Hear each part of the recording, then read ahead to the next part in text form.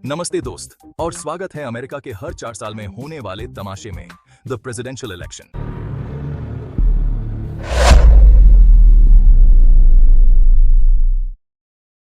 सबसे पहले यूएस में दो पार्टी सिस्टम है, मतलब आपको दो तरह की बासी ब्रेड में से चूज करना है, डेमोक्रेट या रिपब्लिकन। ये दो पार्टीज ही ज्यादा तरह से डोमिनेट करती हैं पॉलिटिकल सीन को। हाँ, और भी पार्टीज हैं, लेकिन उन्हें कभी बड़ा टेबल नहीं मिलता। गोल इनका भी होता है, लेकिन इनका इम्पैक्ट उतना नहीं होता जितना दो बड़ी पार्टीज का। फ्री वर्ल्ड का लीडर बनना, मतलब वो इंसान जो व्हाइट हाउस में रहेगा और कांग्रेस से पंगे लेगा 4 साल के लिए। ये पोजीशन सिर्फ पावर का नहीं, बल्कि रिस्पॉन्सिबिलिटी का भी है। मुश्किल काम है, लेकिन करना तो पड़ेगा किसी न किसी को। हर कैंडिडेट अपनी पॉलिसीज और प्रोमिसेस के साथ आता है और वोटर्स को डिसाइड करना होता है कौन बेस्ट है। तो तैयार हो जाओ, पॉपकॉर्न या एंटासिड्स उठा लो, क्योंकि अब मजा आने वाला है।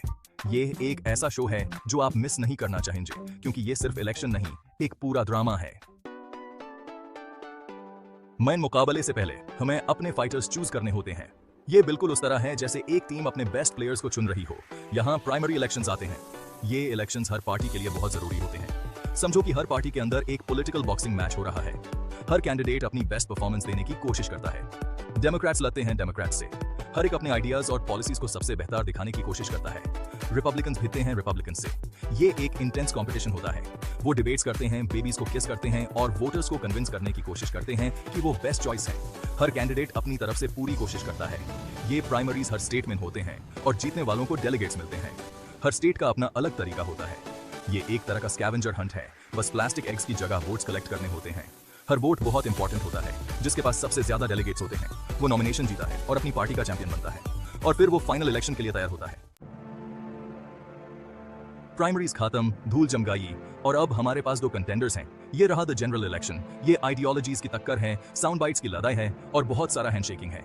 अगले कुछ महीनों तक ये कैंडिडेट्स प्योर देश में ट्रैवल करेंगे, रैलीज करेंगे, स्पीचेस देंगे और वोटर्स को अपनी तरफ करने की कोशिश करेंगे। वो टीवी पे एक दूसरे से डिबेट करेंगे, जर्नलिस्ट के मुश्किल सवालों का जवाब देंगे और शायद कुछ ऐसी बातें भी बोल देंगे जिनका उन्हें बाद में अफसोस होगा। ये एक थकान वाला प्रोसेस है, लेकिन भाई किसने कहा था कि दुनिया का सबसे पावरफुल आदमी बनाना आसान होगा। सेक्शन 4 इलेक्टोरल कॉलेज, जहां बात गोल हो जाती है। इलेक्टोरल कॉलेज का सिस्टम समझना थोड़ा मुश्किल हो सकता है, लेकिन हम आपको इसे आसान तरीके से समझाने की कोशिश करेंगे।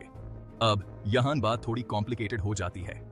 इलेक्टोरल कॉलेज का सिस्टम ऐसा है जो पहली नजर में समझना मुश्किल लगता है। आपको लगेगा कि जिसको अमेरिकन पब्लिक के सबसे ज्यादा वोट्स मिलते हैं वो जीतेगा, राइट? वेल, इतना जल्दी नहीं। इलेक्टोरल कॉलेज के रूल्स थोड़े अलग हैं। आप सबको मिलवाया रहे हैं इलेक्टोरल कॉलेज से, एक ऐसा सिस्टम जो 1787 से अमेरिकन को कंफ्यूज कर रहा है। यह सिस्टम यूएस कॉन्स्टिट्यूशन के टाइम से चला आ रहा है। हर स्टेट को कुछ इलेक्टर्स मिलते हैं उसकी पॉपुलेशन के हिसाब से। ये इलेक्टर्स का नंबर स्टेट की पॉपुलेशन पर डिपेंड करता है। जितनी बड़ी पॉपुलेशन उतने ज्यादा इलेक्टर्स। जब आप प्रेसिडेंट को वोट देते हैं तो आप एक्चुअली इलेक्टर्स के ग्रुप को वोट दे रहे होते हैं जो प्रॉमिस करते हैं कि वो उस कैंडिडेट को वोट देंगे। ये इलेक्टर्स फिर ऑफिशियली प्रेसिडेंट को वोट देते हैं।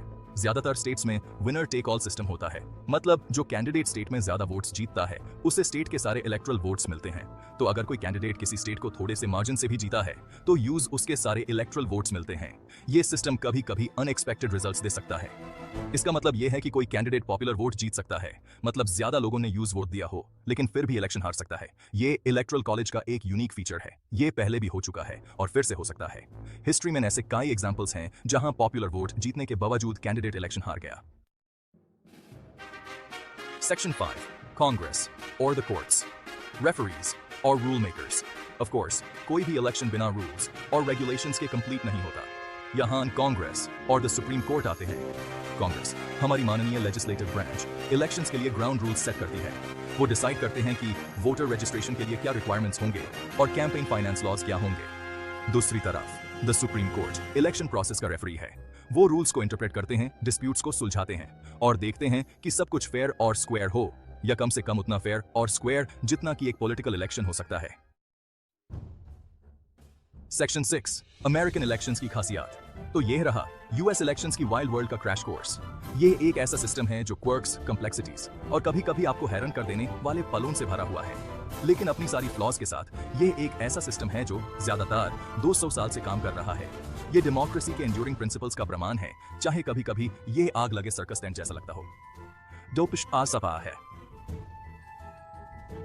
सेक्शन 7 और जीतने वाला है जैसे जैसे धूल जमती है और कन्फेटी साफ होता है, एक कैंडिडेट विजयी होगा, फ्री वर्ल्ड को लीड करने की चुनौतियों का सामना करने के लिए तैयार। और हम यहीन होंगे, देखते हुए, वेट करते हुए और सोचते हुए कि अगले 4 साल क्या लेकर आएंगे।